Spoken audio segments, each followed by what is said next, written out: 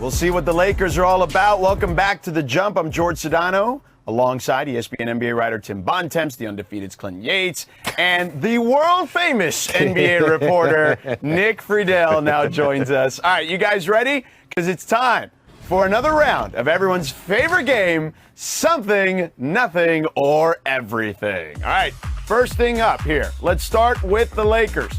LeBron James and the Lakers made a flurry of offseason moves, including trading for Russell Westbrook, bringing in Carmelo Anthony, Dwight Howard, Malik Monk, Kent Bazemore, Wayne Ellington, Kendrick Nunn, among others. So, Nick, let's start with you. Lakers offseason moves are something, nothing, or everything. This is a big something, George, because they've recreated essentially the 2012 All-Star team in 2021. I don't know what the hell is going to happen a few years down the line, but this is the team that is built to win this season. I don't know if they have enough to finish out in 82 games, but it is sure as hell going to be fun to watch, and the characters in play make this a day-to-day, real-life sports drama. I mean, there's no question that that's true. I mean, the Lakers are going to be the most fascinating team in the league this year. But if you're talking about, is this going to change the Lakers' title chances? I think it's nothing.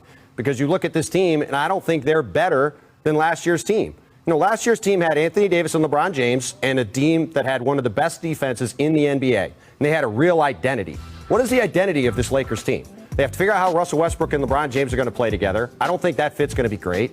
They've brought in all these minimum players, some of them decent signings, you know, getting guys like Wayne Ellington, Trevor Ariza, you know, Melo can come in and score for them off the bench. Kendrick Nunn was a nice mid-level signing. But it's hard to look at this Laker team and see, here's a coherent vision of how they're going to play. And I just think the fit with LeBron and Russ is going to be tough. I don't think the defense is going to be good enough. I just don't think this has raised their championship level the way that a lot of people do. This is certainly something for me. I don't know that it raises their championship level, but the reason why a lot of people think they got bounced last year is because they got hurt late. And I actually do think Westbrook and LeBron fit together because it takes a little bit of the load off of both of them in terms of how they can coexist. I like the fact that even though they're old, they're all sort of aligned in mission. Melo's coming in there trying to figure something out in terms of what he can do late in his career. And I think that if Russell Westbrook is going to cut that usage rate for anybody on earth, it's going to be LeBron James and AD. And I like the Dwight Howard re-addition as well. Third stint in LA. It's like Tim Bontemps getting back here finally after like 2 years. Hey, listen, we said 2 years ago when Russell Westbrook went to the Rockets, he was going to change playing with his childhood buddy James Harden. We said when Russell Westbrook went to the Wizards, he was going to change with Bradley Beal because he wanted to be there. Russell Westbrook is Allen Iverson. He is going to do what he's going to do. You know, he had the commercial, right? Now I do what I want. Russell Westbrook has always done what he wanted. That's the way he's always been. I do not see that changing with LeBron James. I think he's going to always do the same things he's always done, and I just don't think the fit is very good. And again, even bigger than that, the Lakers have been built on defense. This team, as constructed, I do not see them being able to guard the way they have the past couple of years. That's been the backbone of what's made them one of the best teams in the league.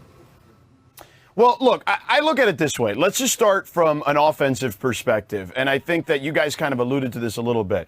Last year, if I recall the numbers correctly, and Jackie and Ramona and I talked about this yesterday, when LeBron's on the floor, they were the second best offense in the league, okay? When he was off the floor for one reason or another, whether it was injury or just rest, they were the 28th best offense in the league. I do think that you could start, if you're Frank Vogel, staggering some of those minutes a little bit, making sure Russ is on the floor when LeBron's not on the floor. I know those are limited minutes, but that's a good place to start. They also have David Fizdale on this coaching staff, who coached LeBron in Miami, who also played with a player similarly to Russell Westbrook in Dwayne Wade. And I'm not comparing the two. Dwayne Wade is a surefire Hall of Famer. I think Russ is on that trajectory as well. They're a little different, even stylistically, but neither was a floor spacer. And Dwayne adapted his game at a much younger age than Russell Westbrook is right now to be able to play around LeBron, became one of the best cutters in the league, and certainly that fit became a lot better after their first season together. Now, they don't have a lot of time, as Nick alluded to. I don't think this is a team that's going to be together forever.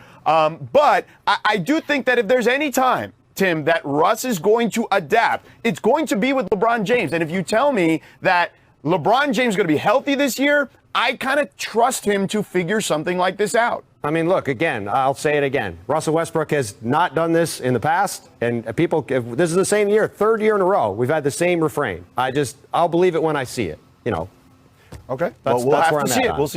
We'll see how it unfolds. Let's go on to the next one here. Off to the Great Northwest, where Dame Lillard was shutting down a Lakers fan. Speaking of the Lakers, yesterday Dame responded to a Twitter user who tweeted, "How much y'all want to bet that before the NBA season starts, the Lakers will still get Damian Lillard?" Dame tweeted back, "Bet $1 million."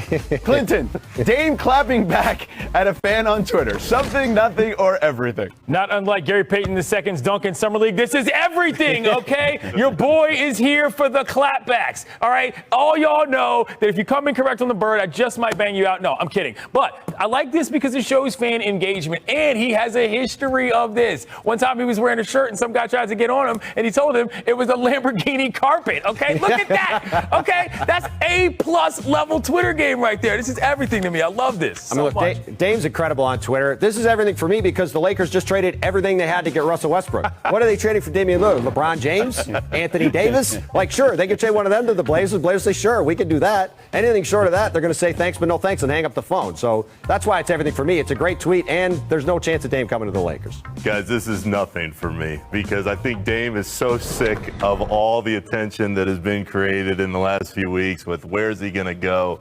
I don't think he's going to the Lakers. I still believe when all is said and done, if he goes anywhere, he's headed to the Knicks with Tibbs to play on the stage at Madison Square Garden. But in the meantime, I would be stunned if he started the year anywhere other than Portland. There's way too much time left on that deal, and I don't think any team is going to go all in right now knowing that there's so much uncertainty moving forward. To your point, though, this is the guy everybody's going to be watching until he gets traded, right? Portland's going to be down in the play-in tournament range probably. He's already voiced earlier this summer that he needs the team to get better, to commit to for him to realize it's a place where he can win long-term. They're kind of the same team they were last year. This is clearly something that's going to be hanging out there wherever it ends up until there's some kind of resolution.